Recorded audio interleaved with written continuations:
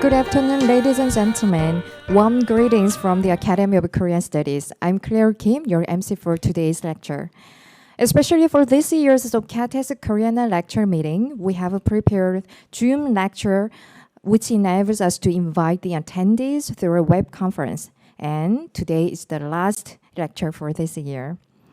Again, I'd like to welcome and extend my special gratitude to all who've been attending and preparing the Societas lecture for 2 months so far. Thank you for your cooperation. Now, let us start. Ladies and gentlemen, I'm delighted to welcome and introduce Professor Bohyeong Kim, the Associate Professor from the Communication Studies at Vanderbilt University, and the title of her lecture is Social Networking for Asset Accumulation, Popular Investing and Online Communities in South Korea.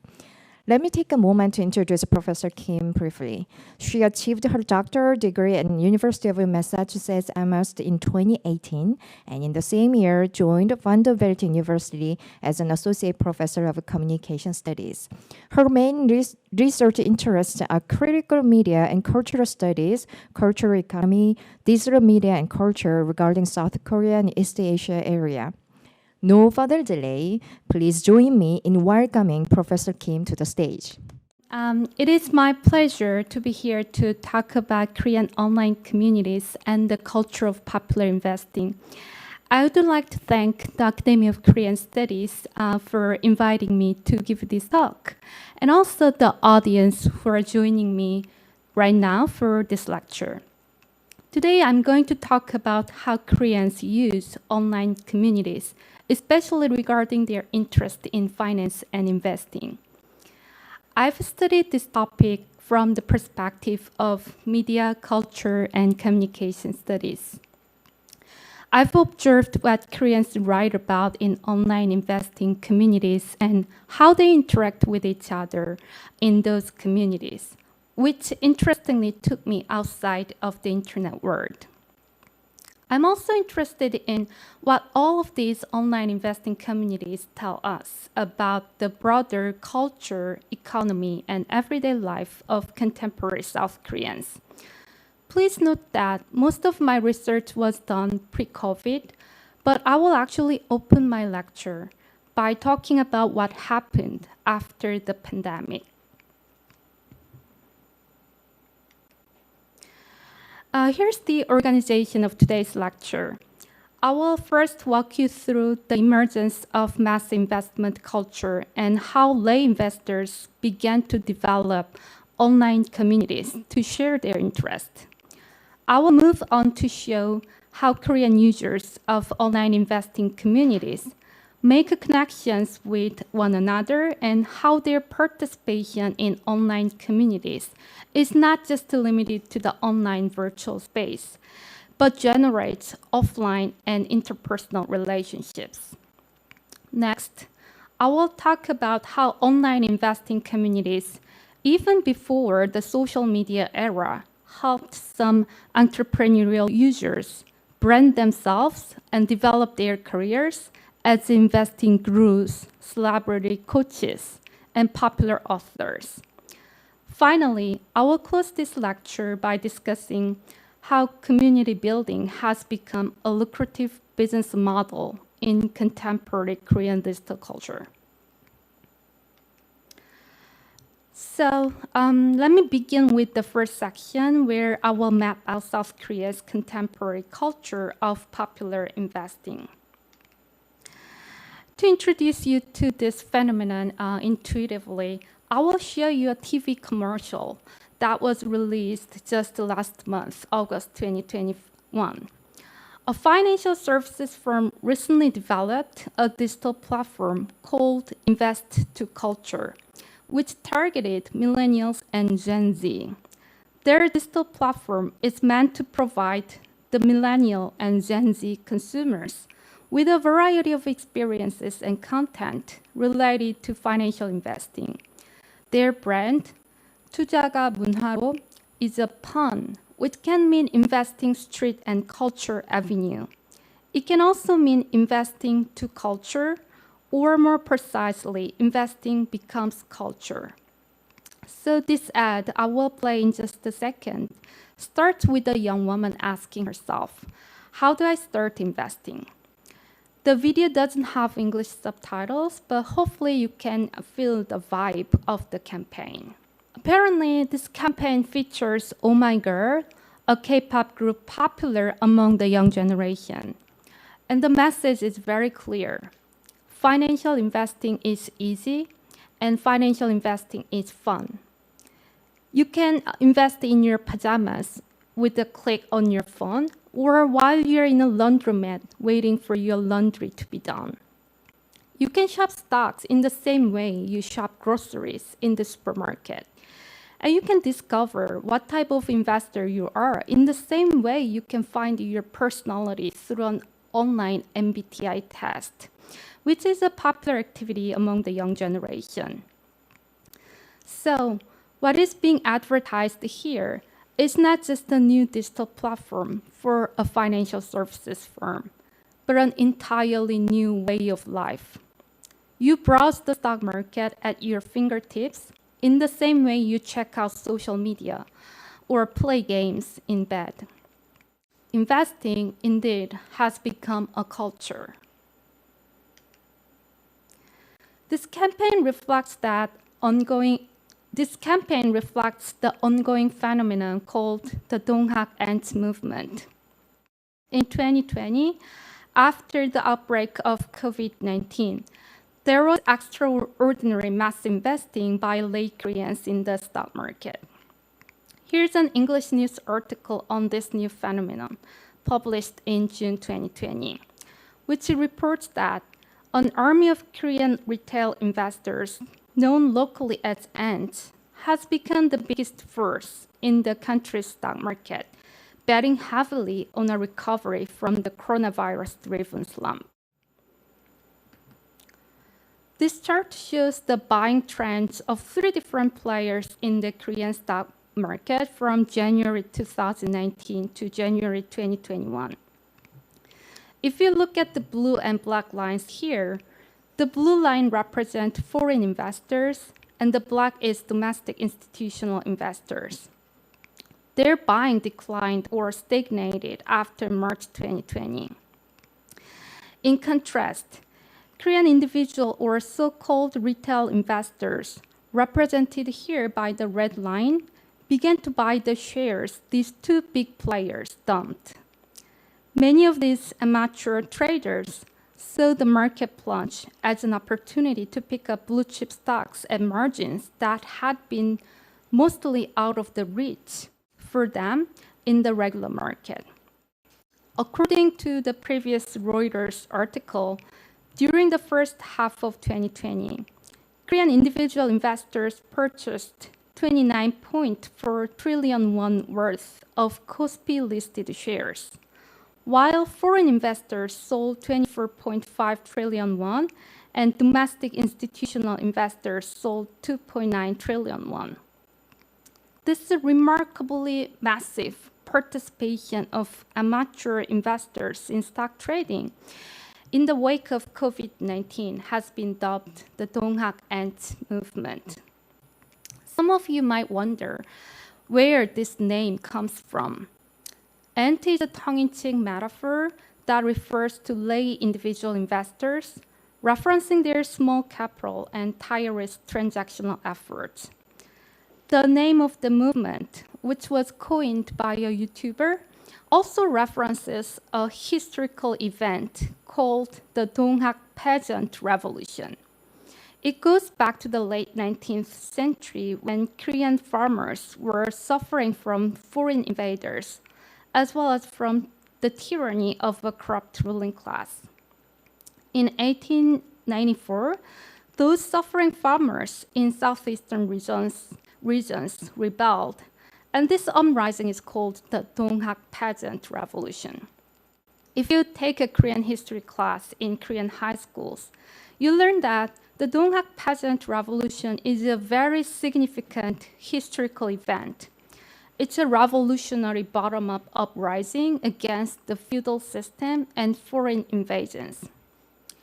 Harkening back to these anti-feudal and anti-foreign rebels of the Donghak peasant revolution, contemporary Korean retail investors compared their stock investment to a revolutionary uprising.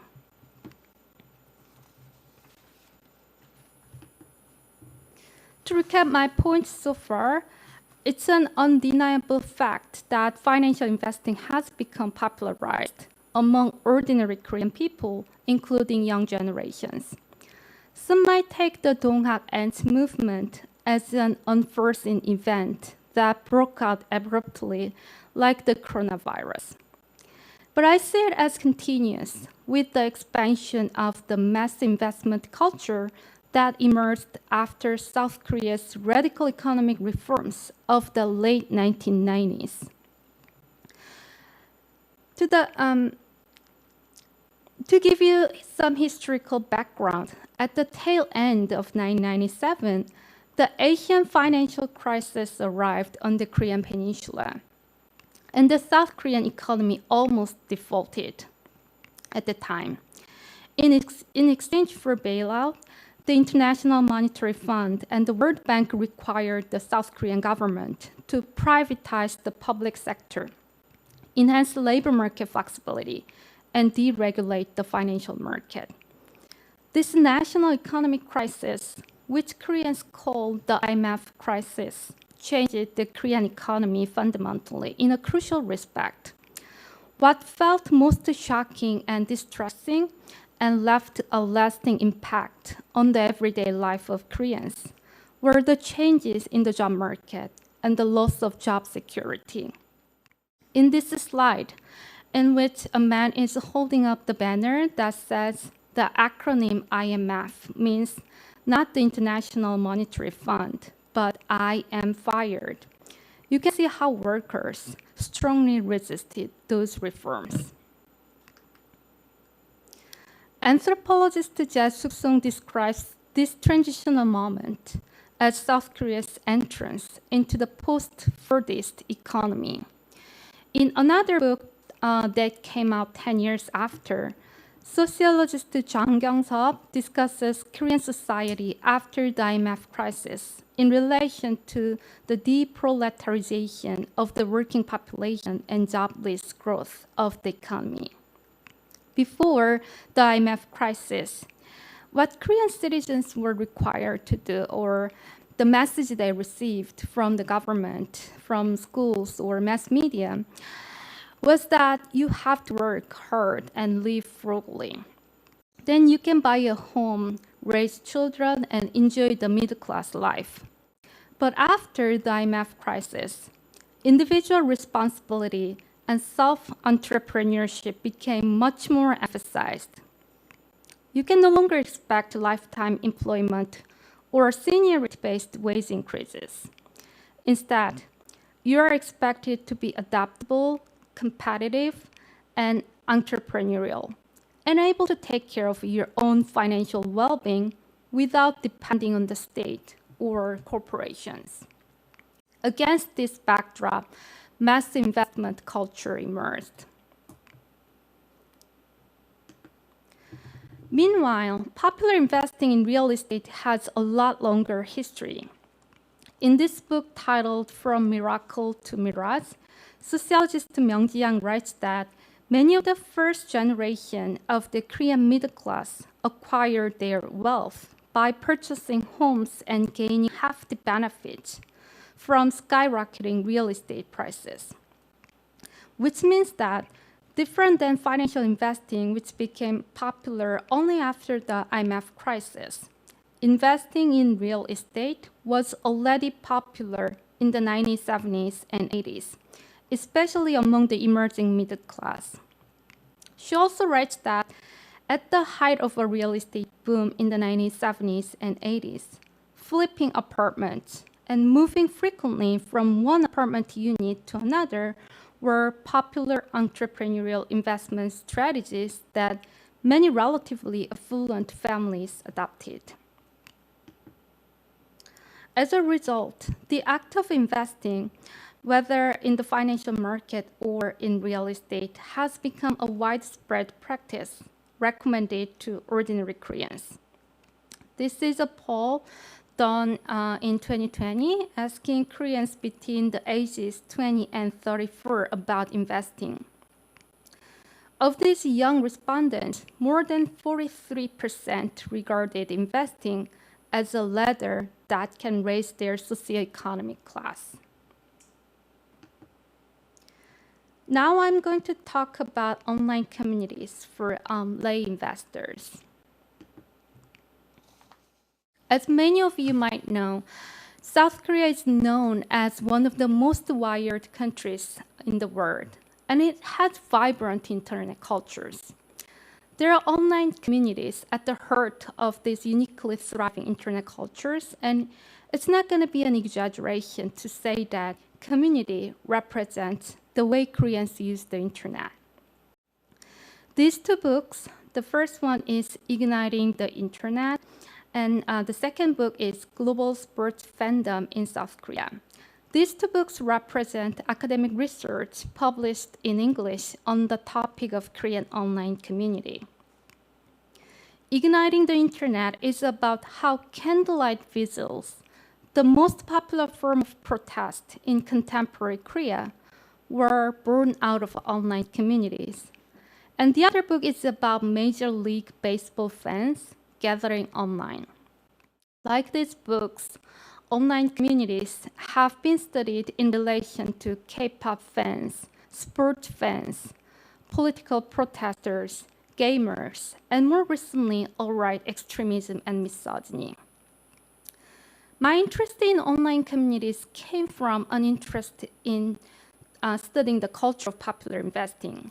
Like fans and other hobbyists who turn to online communities to make connections with like-minded people, those who are interested in investing also browse online communities in search of opportunities to gather information and learn more about investing.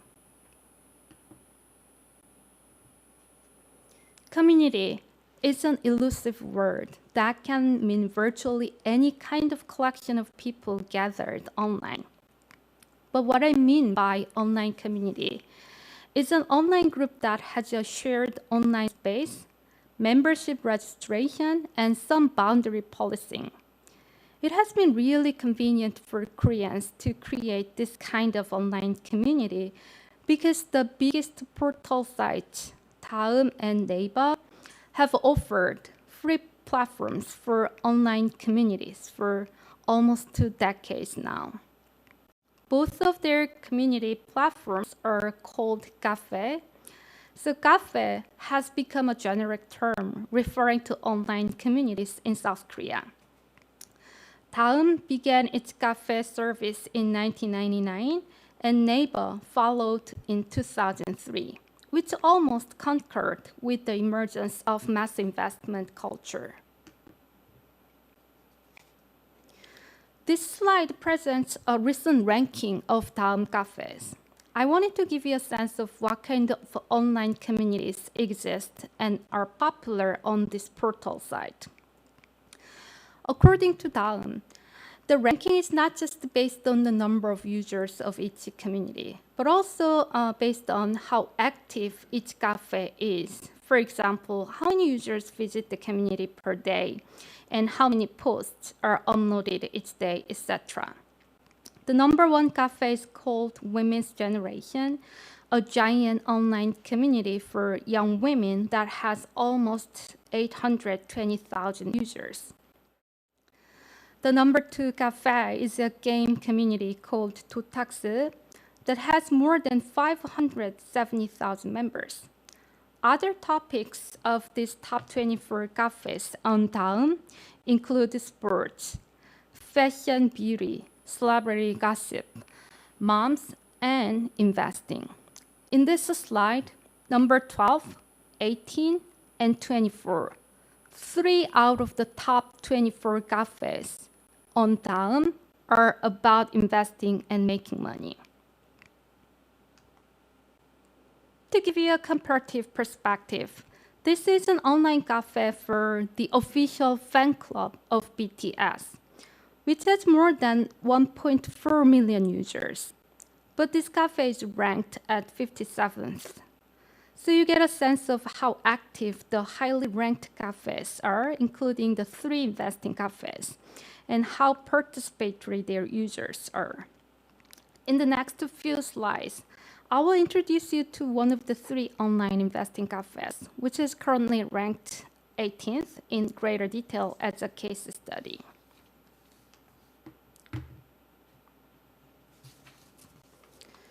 Here's the main page of the online investing community called 10 in 10. This is one of the most well-known online investing communities. It was created in 2001, so it has a really long and rich history of 20 years, during which it has been surprisingly well sustained. The name of 10 in 10 is an abbreviation of its slogan, which this community is known for. 10 in 10 means let's make 10억 won in 10 years, and 10억 in the Korean numerical system equals 1 billion. So this means let's make 1 billion won, or roughly 900,000 US dollars in 10 years. This slogan is what made this online community's reputation in the mid-2000s. The phrase 10 in 10 became one of the new words of the year, which was selected by the National Institute of the Korean Language in 2004. The cafe was created by a white-collar man who was influenced heavily by Western self-help discourses. It also grabbed a lot of media attention in just a few years, especially from the financial media, including cable television, newspapers, and emerging online media. The number of its users quickly increased as they sought each other's opinions about spending habits, home accounting, investment portfolios, and overall financial plans.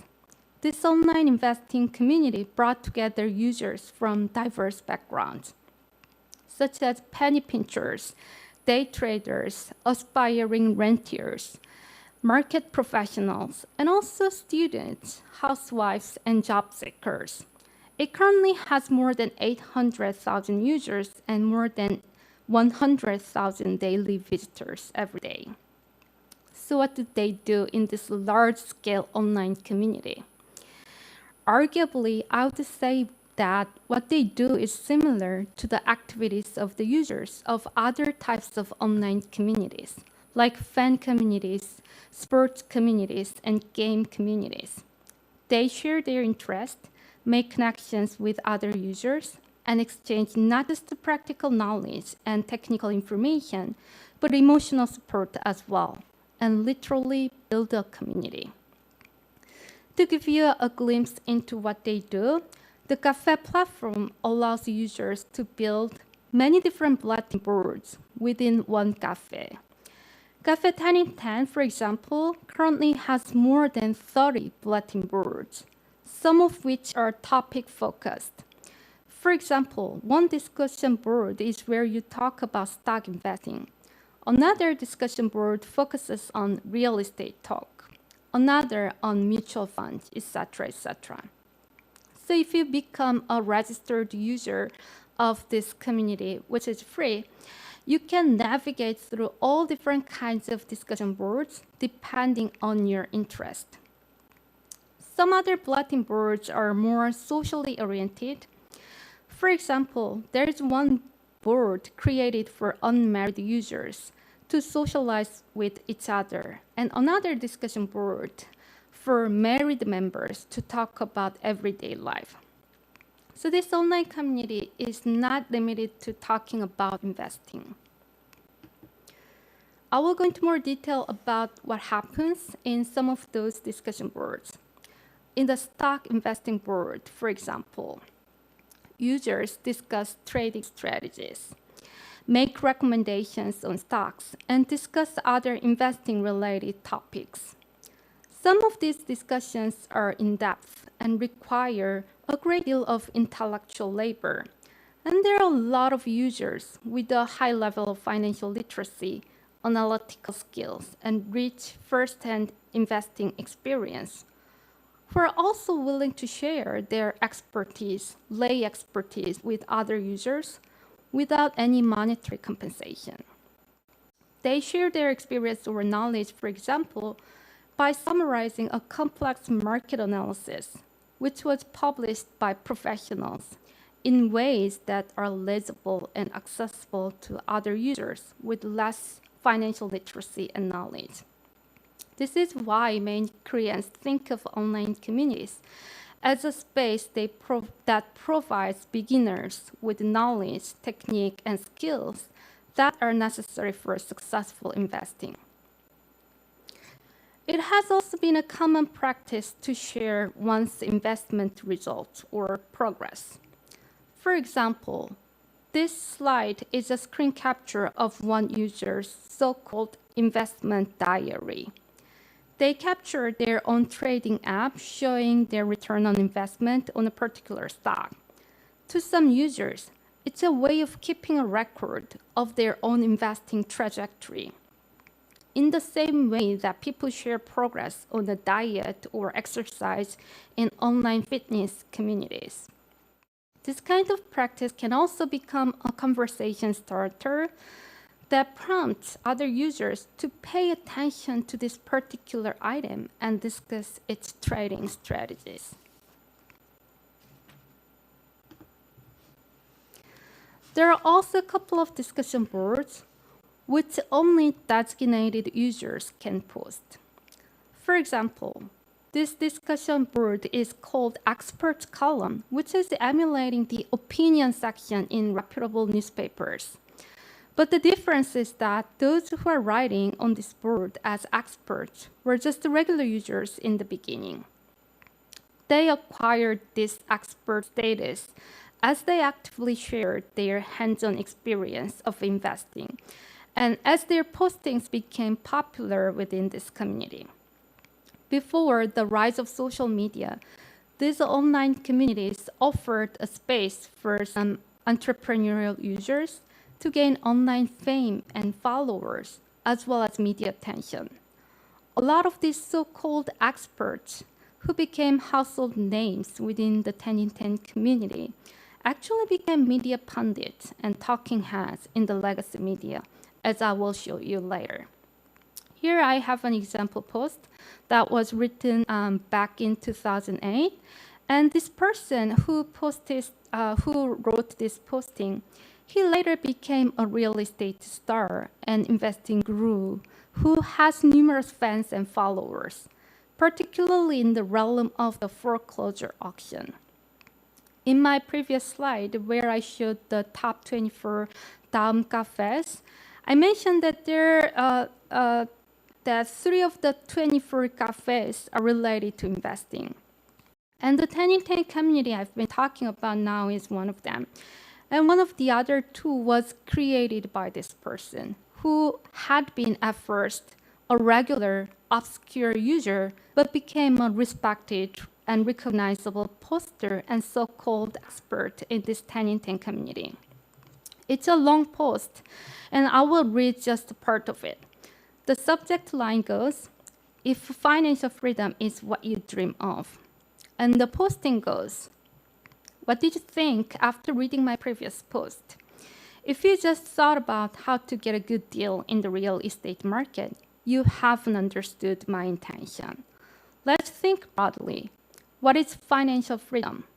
Many people mistake financial freedom for just having a lot of money, but I think financial freedom is a state where you don't have to work, but you still generate income to pay your bills and enjoy some leisure." What he's trying to do here is build a popular theory about the relation between real estate investing and the idea of freedom. I want to bring your attention to the metrics of this post and its lasting impact. Apparently, this 2008 post was read 6,680 times, and there are 69 replies. You might think that's not big a deal, given the social media influencers these days can get millions of followers or likes in a very short span of time. But the impact of this post, in conjunction with his other posts, books he wrote later, and the online community he built later, all of them have had a lasting impact on numerous lay investors and aspiring rentiers.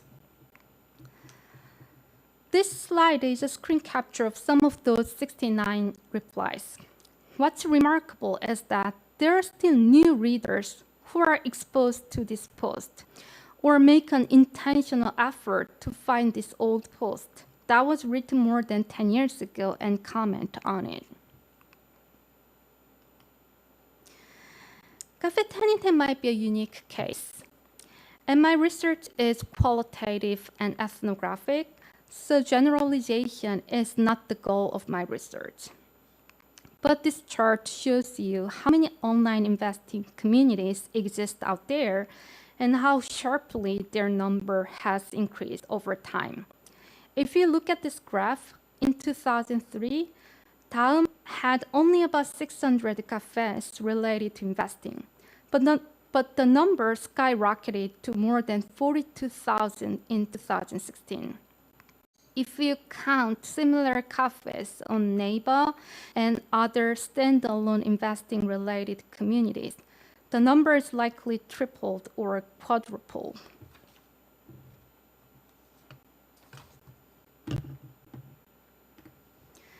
Another interesting phenomenon observed across many Korean online investing communities is that the user interactions are not limited to utilitarian exchanges of information or to strictly anonymous online interactions.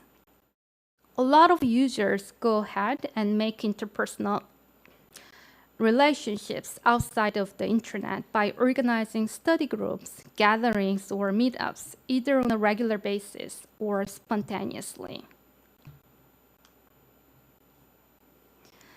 I did participant observation with several of such groups, and this is one of the groups I followed for a long time. They all met through the 10 in 10 community, and the members were between their 30s and 50s, both men and women. The composition of the group members was pretty diverse. Some had zero experience in any kind of investing, for instance, and others were very knowledgeable and experienced investors. They met once a month to study financial and real estate investing, and the group was actively sustained for more than a year. This photo shows one of their monthly study meetings, where one of the participants was giving a presentation. These photos are snapshots of the same group's social occasions and a great example of how their social activities and instructive opportunities intersected. I took the photo on the left at a coffee shop when 4 of us met spontaneously for a mini lecture. In this photo, the man on the left is teaching these 2 women how to read stock market chart on his iPad. The photo on the right is another occasion where we had a group dinner to make plans for future meetings. All of these 2 women were novices in stock investing, and at the dinner table, someone who had just installed the trading app was teaching the others how to start using the trading app. Here's another photo of a social activity for the same group. We went on a picnic outside of Seoul. This is a group photo taken before returning home. What I observed in my fieldwork with these lay investors who met through online investing communities is that they are far from the ideal type of investor who is driven by sheer calculation, rationality, and hyper-individuality. Instead, the conviviality, intimacy, and bonding experience, not to mention the practical information they can gather, are what bring them together and sustain many of these online investing communities.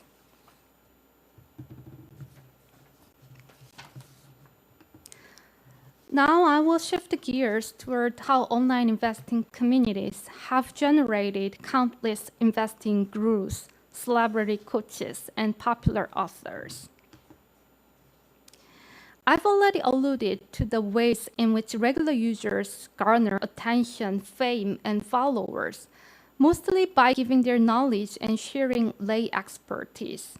For example, by presenting hands-on experience in an accessible and colloquial manner to help other novice users understand the complex world of investing. Here's a great example on how online investing communities have produced influential figures sought after by the traditional media. This is a screenshot of a reality TV program that aired on EBS, a TV network focused on public and educational programming. In this program, which was aired in 2018 and 2019, participants who were mostly 20-something, 30-something ordinary citizens, they competed to make $10,000 in 6 months. And following the format of the makeover media, this TV show also featured not just the ordinary participant, but several financial mentors to coach each participant.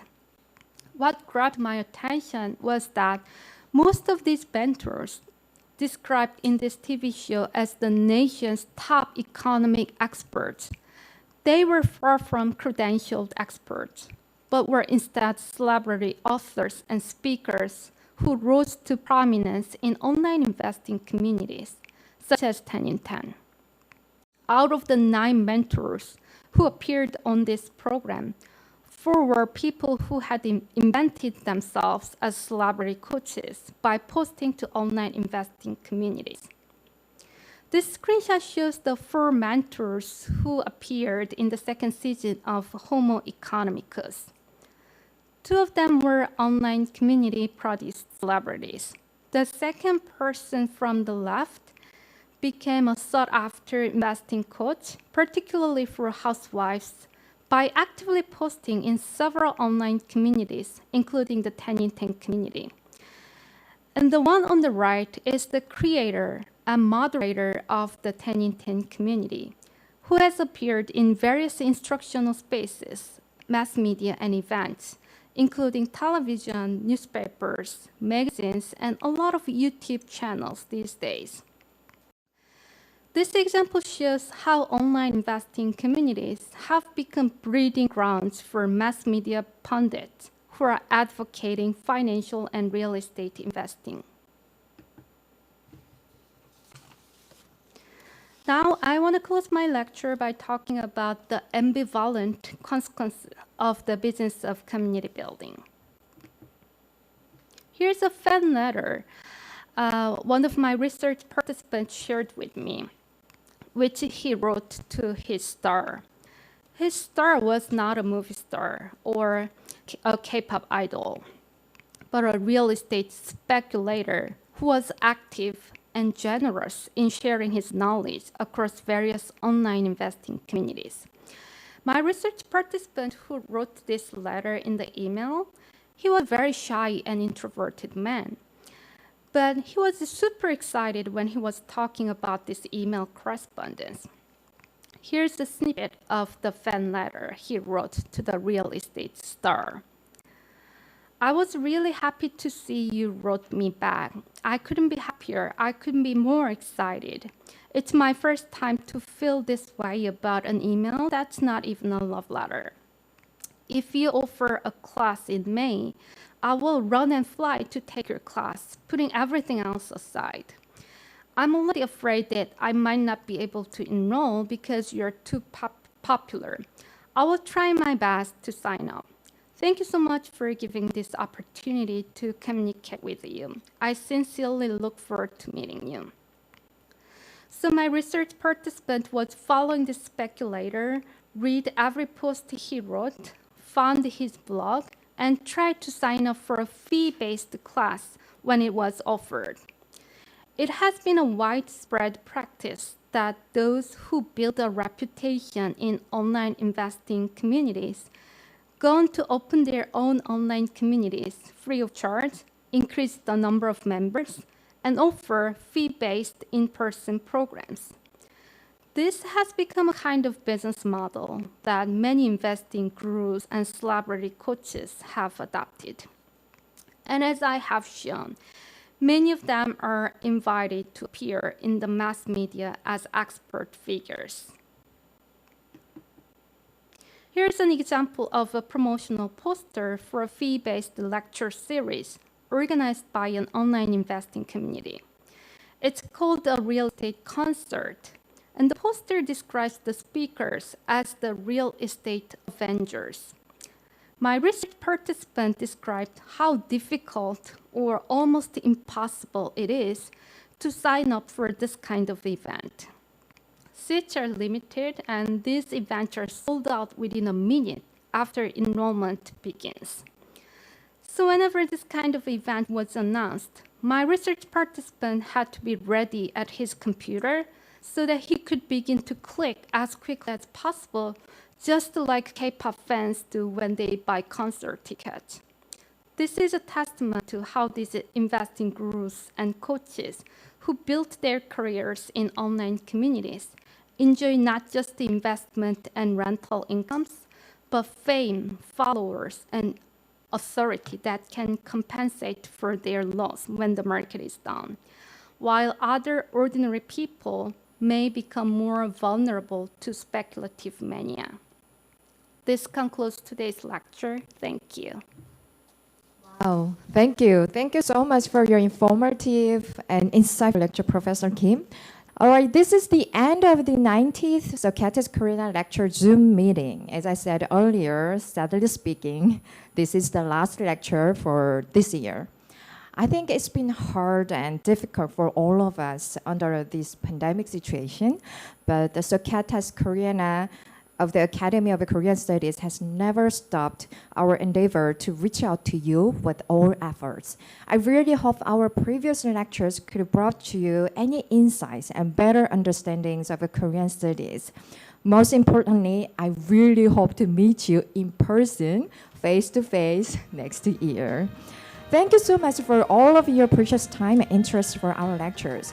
Please stay healthy and well. This has been Claire Kim. Thank you very much. Thank you.